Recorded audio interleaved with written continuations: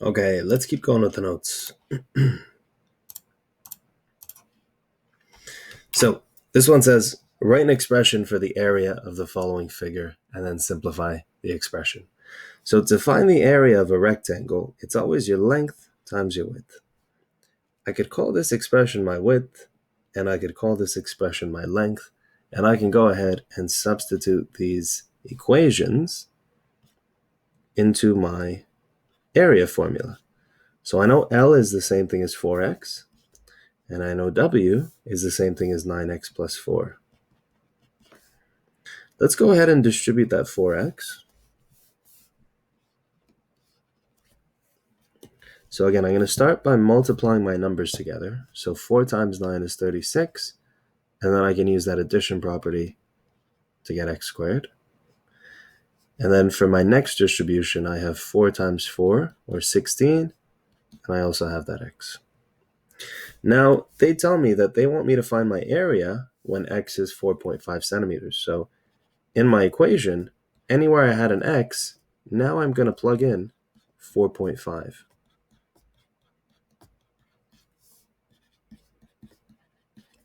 .5 squared, let's see if we can figure out what that is.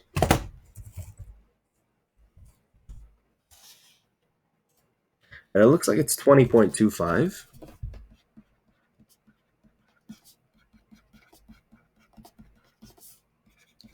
And now 36 times 20.25 is 729. And 16 times 4.5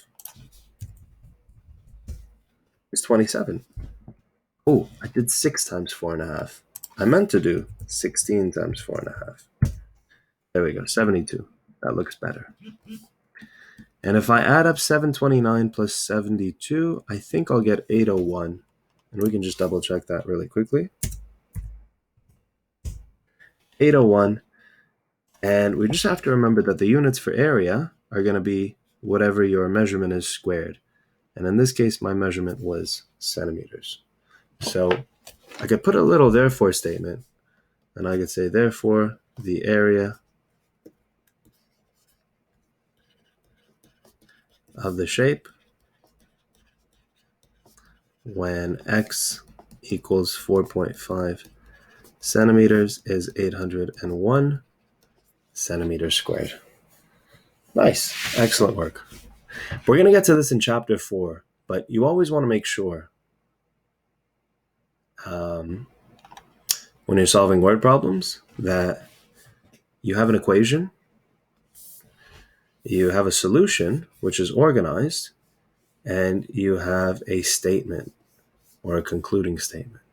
There's one thing that's missing, and that is a let statement to start with, but we're going to talk about that a little bit later on. Anyways, just to bring it to your attention. We got some more questions where we're expanding and simplifying. So let's go ahead and try to solve these. So let's distribute the 6x squared y cubed to each of these terms. So 6 times negative 1 is negative 6. X times x squared is x cubed. Y cubed just tacks along. 6 times 4 is positive 24. X squared times x is x cubed. Y cubed times y is y to the 4th. And this guy just stays. No distribution needed. Now, let's identify like terms. It looks like 24x cubed y squared and negative 9x cubed y.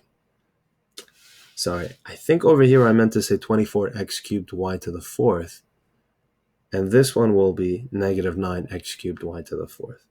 So those will be like terms.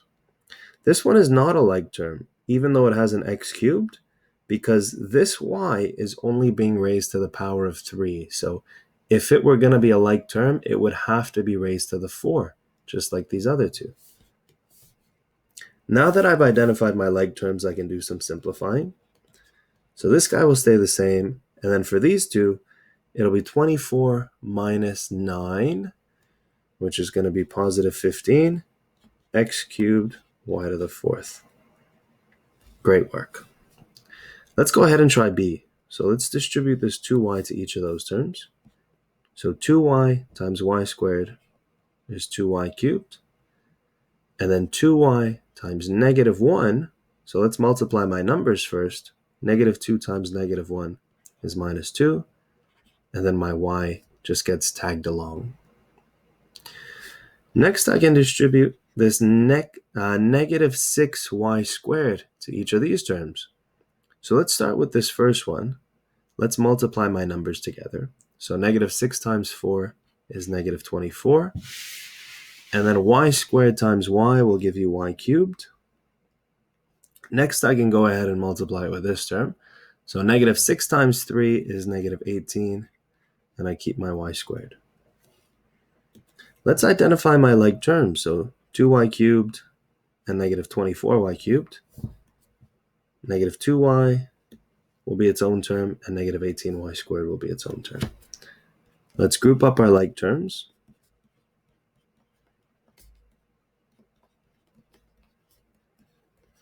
And let's simplify. So 2y cubed minus 24y cubed is going to be negative 22y cubed. And everything else just carries forward. Good stuff. Couple more here. Let's do this one now. So I'm going to distribute the 1/2 to each of these terms. 1/2 times 2, I can just do my scrap work over here. So this will be 2. So the way that you multiply these guys is you take this top number and multiply it with the top number on the fraction. So we'll get 2 over 2, and that simplifies to 1. So 1w. Another way you can think about it is what's 1/2 of 6, let's say, for this number? And that's 3. Nice, good stuff. It gets a little bit more complicated when you have fractions like 2/3. So to figure out negative 2/3 times 9, again, multiply your top two numbers together. You'll get negative 18 over 3, which simplifies to negative 6. So minus 6w. And then we got to take negative 2/3 and multiply it with negative 6. Negative 2/3 times negative 6. Negative 2 times negative 6 is positive 12 over 3, which is 4. So plus 4. I can identify my like terms.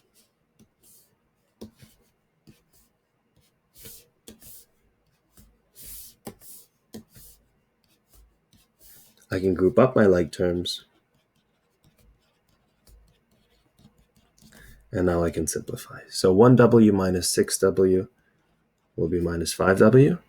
And negative 3 plus 4 will be positive 1. Let's go ahead to this next example. So you see how I have a set of brackets over here? I have to actually look inside of my brackets and do this distributing first. So let's go ahead and do that. 3 times x is 3x. 3 times 1 is 3. Negative 2 times x is minus 2x. And negative 2 times negative 1 is positive 2. Now, there was some debate in class if this was 2 times or 2x. We went with 2x. So let's go ahead and keep it as 2x. And let's just distribute 2x to each of these terms. So 2x times 3x is 6x squared. 2x times 3 is 6x. 2x times negative 2x is minus 4x squared. And 2x times 2 is positive 4x. Let's identify our like terms. Let's group up our like terms.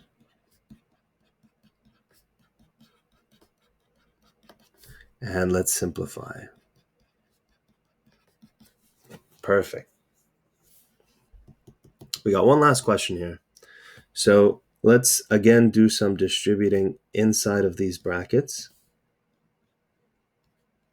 So negative 2 times w is negative 2w. Negative 2 times 5 is negative 10.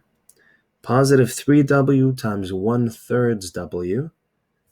So 3 times 1/3 is the same thing as 3 over 3, which is 1. So plus 1w squared, because I have my two w's multiplying. And then positive 3w times positive 2w will be positive 6w. Let's group up some like terms inside of the brackets this time. So I'll just go ahead and identify them real quick. Let's actually group them up.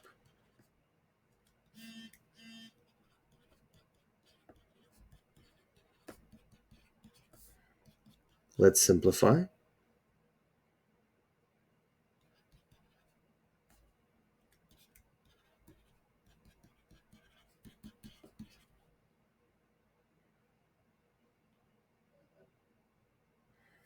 And now I can go ahead and distribute this 4 to each one of these terms. So 4 times w squared is 4w squared. 4 times 4w is 16w. And 4 times negative 10 is minus 40. So there we go. I hope you found this video useful. And thanks for tuning in.